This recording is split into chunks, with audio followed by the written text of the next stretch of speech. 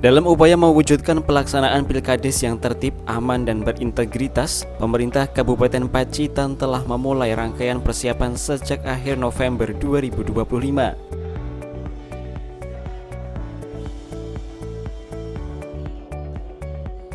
Selama 3 hari, Dinas Pemberdayaan Masyarakat dan Desa menyelenggarakan forum group discussion yang membahas rancangan perubahan peraturan daerah sebagai landasan hukum penyelenggaraan Pilkades serentak.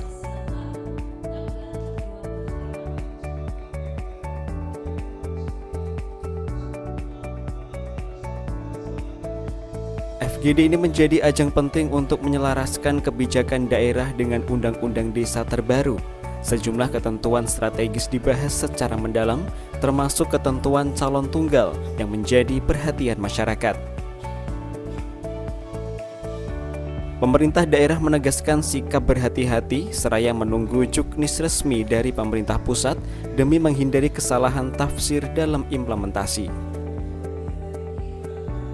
Sementara ini terkait dengan pelaksanaan Pilkades, kita merujuknya pada Undang-Undang 3 tahun 2024 yang baru, sehingga ketika nanti ada calon tunggal, itu nanti sesuai petunjuk dari Kemendagri, tapi akan ada semacam penetapan melalui musyawarah desa sebagai calon kepala desa.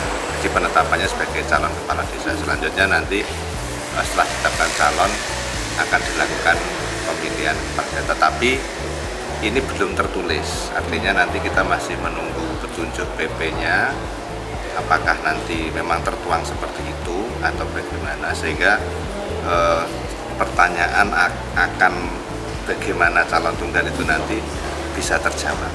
Tapi selama ini yang disampaikan dari beberapa pertanyaan yang kami sampaikan ke Kemendagri, penyampaiannya baru seperti itu, tapi baru bersifat belum tertulis. Legal formalnya legal formalnya belum. Oke. Nah, itu apakah tidak berpotensi terhadap KKN, Pak? Ya, ada kemungkinan ke situ, ya, ada resiko ke situ. Tapi saya jelas pemerintah mungkin sudah akan mempertimbangkan sehingga harapannya nanti hal-hal yang mungkin dikhawatirkan resiko terkait KKN dan lain sebagainya bisa diantisipasi. Yang jelas kami sangat berharap PP petunjuk pelaksanaan dari Undang-Undang 3 ini bisa lebih jelas mendetailkan dari substansi di undang-undang, pasal di undang-undang itu. Karena memang masih multi tafsir dari, makanya forum ini kami adakan tuh dalam rangka untuk menggali pandangan dari teman-teman desa. Nanti pengawasannya bagaimana? Kalau terkait regulasi pengawasan tentunya nanti dengan regulasi yang ada sebagai guidance-nya, kemudian nanti timnya tentunya dari secara berjenjang, ya, dari pemerintah pusat, dari provinsi, dari kabupaten dan sampai level camat, tentu akan melakukan pengawasan terkait dengan pelaksanaan Pilkades termasuk persyaratan-persyaratan dan apakah sesuai dengan regulasi atau tidak. Ya, selain syarat terkait calon tunggal, apakah ada regulasi lain, Pak, yang berubah? Oke, kalau di Undang-Undang 3 banyak yang berubah, terutama terkait periodisasi kepala desa, BPD, kemudian terkait pengangkatan dan penghentian perangkat desa itu harus ada rekomendasi bupati, tidak hanya camat tapi harus sampai bupati. Kemudian beberapa ketentuan lain yang ada perubahan itu juga ada di pasal-pasal di termasuk batas maksimal usia, ya, termasuk batasan usia minimal. Sekarang berapa itu? Minimal 25 tahun pada saat mendaftar dan tidak dibatasi. Oh, masih tidak dibatasi? Iya. Dalam penyampaiannya, Sigit Dani menyebut banyak pertanyaan dari masyarakat terkait skema calon tunggal. Ketiadaan juknis menjadi tantangan, termasuk potensi risiko KKN yang harus dicegah melalui regulasi yang kuat dan terstruktur. Pemerintah Kabupaten Pacitan menegaskan komitmen untuk menjaga proses Pilkades tetap transparan dan akuntabel.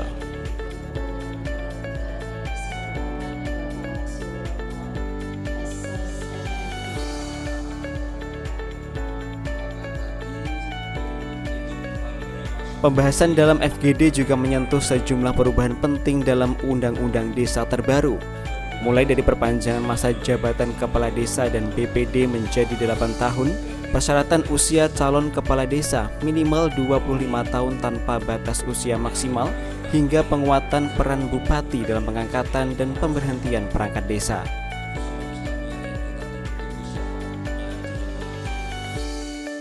Jadi dalam perda terbaru ini yang diusulkan oleh PMD, beberapa poin yang disesuaikan dengan undang-undang terbaru tentang desa, yaitu yang pertama adalah calon kepala desa. Kalau dulu calon kepala desa itu minimal 2, sekarang minimal 1. Jadi calon kepala desa bisa melawan kotak kosong, itu yang pertama. Terus yang kedua adalah persyaratan umur. Kalau dulu diatur ada batas minimal dan juga batas maksimal, kali ini yang diatur adalah batas minimal saja. Jadi sampai umur berapapun masih bisa mencalonkan diri. Terus yang ketiga yaitu periodisasi. Jadi dulu itu 6 tahun bisa 3 kali, kali ini 8 tahun 2 kali. Itu poin-poin yang sangat penting. Ya, yang jelas setelah naskah akademik itu raperda itu dikirim ke kami berdiskusi dengan bagian hukum dan juga dinas PMD, dan kemudian kami juga berkonsultasi ke Kanwilkumham Provinsi Jawa Timur dan juga Biro Hukum Provinsi Jawa Timur. Kami bedah satu persatu, pasal per pasal, bagaimana kedepannya perda ini benar-benar bisa mengakomodir seluruh kepentingan dari masyarakat desa seperti itu. Kalau sesuai kemarin yang kami obrolkan dengan dinas PMD, bahwa apabila ini akan dilaksanakan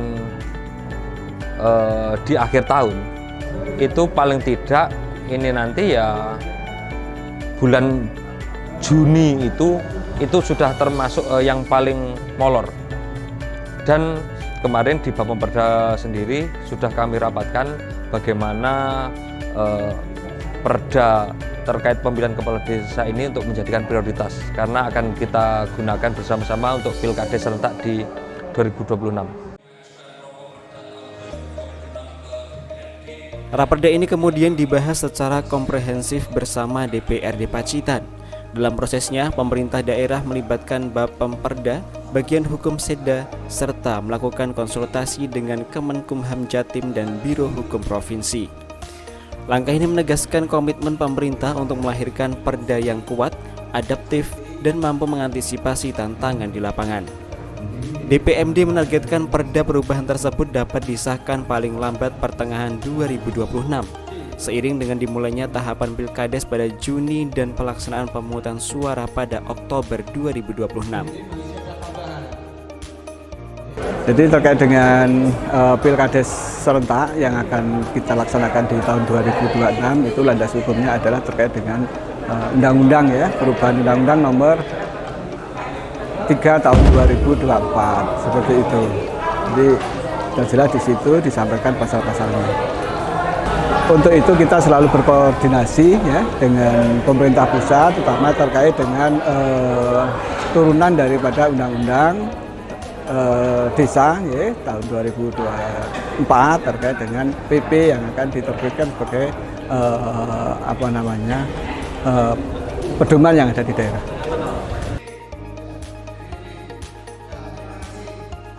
Seiring perubahan Undang-Undang Desa, peran BPD ikut diperkuat.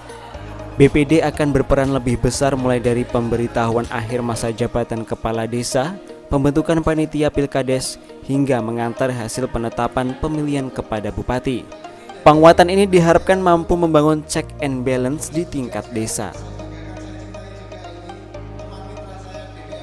Peran BPD terkait penyelenggaraan pemilihan kepala desa yang insya Allah nanti akan dilaksanakan pemilihan kepala desa secara serentak, yaitu yang pertama BPD memang mempunyai tugas untuk menyampaikan secara tertulis kepada kepala desa terkait masa berakhirnya jabatan. Ini dilaksanakan 6 bulan sebelum masa akhir jabatan. Nah, kemudian BPD kewajibannya dalam pemilihan kepala desa harus membentuk panitia pemilihan kepala desa.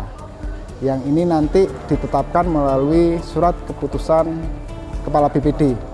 Nah, kemudian yang terakhir, BPD juga mempunyai fungsi untuk menindaklanjuti hasil penetapan pemilihan kepala desa yang disampaikan oleh panitia pemilihan kepala desa kepada Bapak Bupati. Terkait perubahan Undang-Undang nomor 6 ini juga memberikan gambaran yang jelas terkait peran BPD, ya.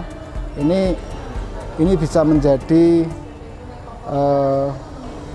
panduan atau referensi terkait peran tugas BPD yang secara mendalam.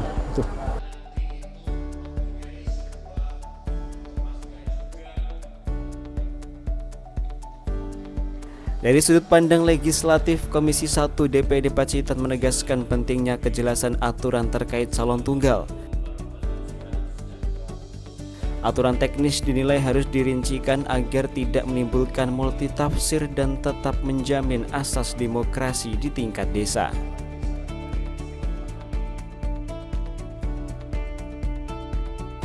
Terkait dengan perubahan ini tentunya semua juga bersumber dari pusat, karena juga banyak sekali dalam hal sistem, mekanisme, tahapan dalam pelaksanaan pemilu kades serentak ini. Yang pertama yang menjadi dilematis ini adalah adanya calon yang tidak ada batasan. Terus batas minimal calon itu masih simpang siur juga ya kami dalam hal menafsirkan. Yang pertama itu ketika calon itu ada 2 atau 3 sih tidak jadi masalah, akan bisa terlaksana sebuah pemilihan. Ketika calon itu 1, terus apa itu bisa dilakukan secara musyawarah, kesepakatan, sehingga ketika sudah dilaksanakan secara aklamasi calon tersebut bisa ditetapkan, atau juga nanti ada mekanisme harus melawan atau hubung kosong atau atau juga nanti tetap dilakukan secara pemungutan suara yang ada di TPS dengan bahasa atau memilih atau tidak memilih, setuju atau tidak. Tentunya hal tersebut akan menjadi dilematis kita dalam hal berdemokrasi.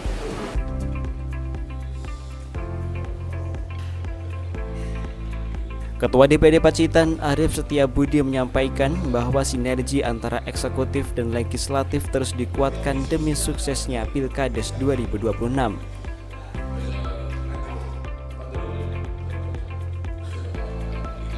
Melalui penguatan 3 pilar pemerintahan desa, yakni pemerintah desa, BPD, dan lembaga kemasyarakatan, Pemkab optimis melaksanakan Pilkades dapat berlangsung tertib dan kondusif.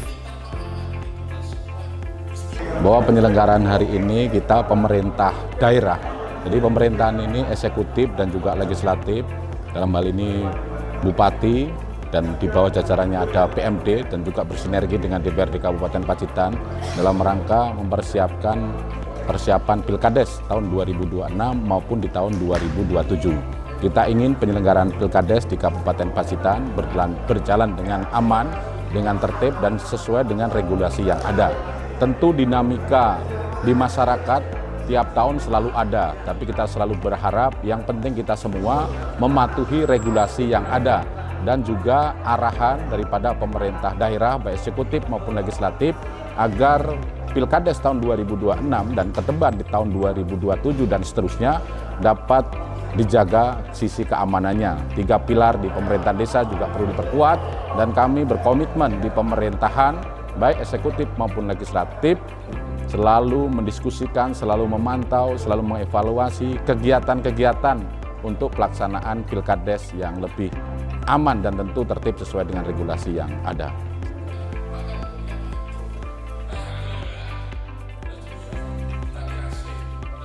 Pilkades Pacitan 2026 sendiri akan diikuti 45 desa, termasuk desa yang saat ini dipimpin penjabat atau PJ Kepala Desa.